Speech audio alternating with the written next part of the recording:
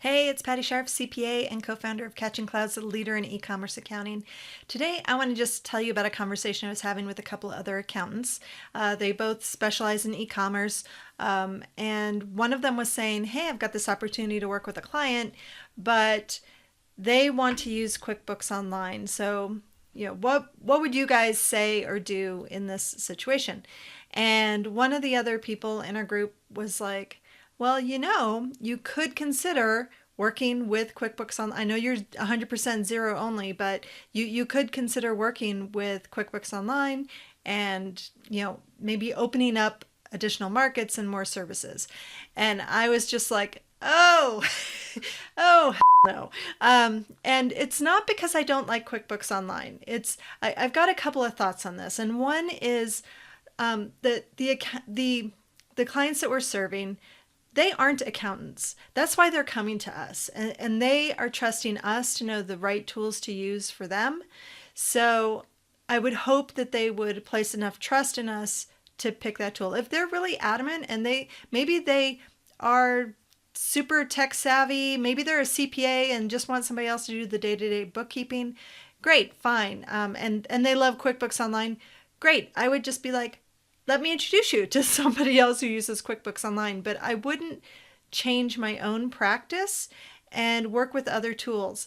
And let me give you a little bit more context on this. So I actually used QuickBooks Desktop and QuickBooks Online, QuickBooks, like all the QuickBookses, from like 2005 to 2016, as late as 2016. We had one last client that we didn't have the heart to fire until we were like, we just can't do it anymore unless I want to just do the bookkeeping forevermore. So I've used QuickBooks a lot. I've got no problems with QuickBooks. But here's what happened back in 2013, I think, maybe even earlier, maybe 2012, but definitely 2013.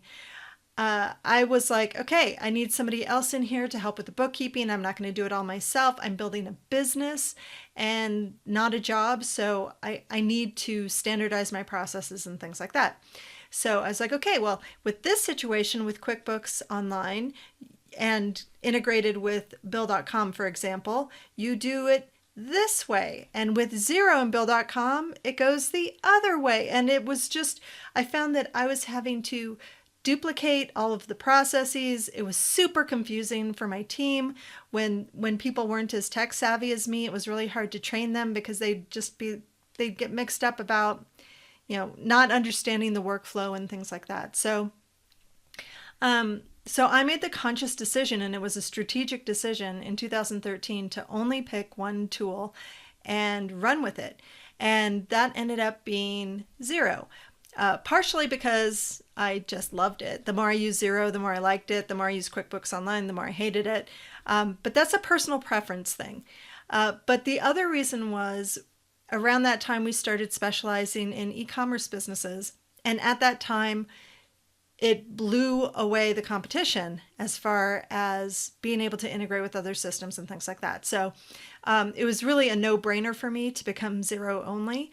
And I would never pick up, well, never say never, but I have no intention of picking up another tool just because it's not necessary. You can do everything with Xero that you could with QuickBooks Online, and I would say vice versa too. So it really comes down to personal preference. You hear me say this all the time over and over. I guess that's my soapbox. I hope you like this video. If you did, please like, share, comment. And actually, if you're using QuickBooks Online or you're using Xero and you have a preference and you can articulate why, leave me a comment down below because I'm just curious to see. I'm always kind of keeping my eye on the industry and seeing where things are going. So I hope you like this video, and I'll catch you later.